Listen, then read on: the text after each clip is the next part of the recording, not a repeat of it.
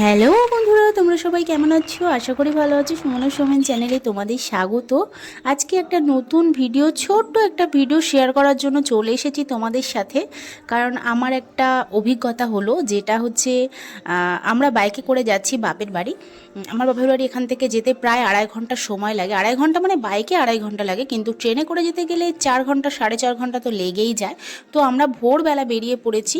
প্রথমে তোমাদেরকে দেখাতে পারিনি, তখন অন্ধকার ছিল। এখন আমরা চলে এসেছি প্রায় বসিরহাটের কাছাকাছি।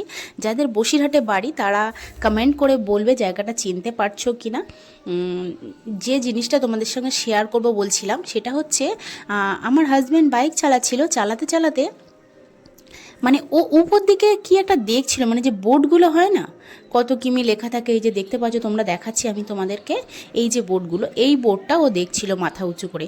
আর দেখতে দেখতে মানে 10 চাকার একটা লরি সামনে চলে এসেছে, ও বুঝতে পারিনি। আর একটু হলেই মানে অবস্থা খারাপ হয়ে যেত। তোমরা বুঝতেই পারছো আমি কি বলছি। অনেক মানে ভগবানের ইচ্ছে আমরা বেঁচে গিয়েছি। তো হয়তো তোমাদের সাথে আর কথা হতো না।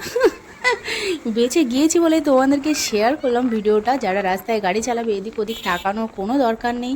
যে গাড়ি চালাবে তাকে সবসময় মনোযোগ দিয়েই গাড়ি চালাতে হয়। এটাই হচ্ছে একটা জীবনের আমাদের মানে অভিজ্ঞতা হলো, সেটাই তোমাদেরকে শেয়ার করলাম। চলো টাটা।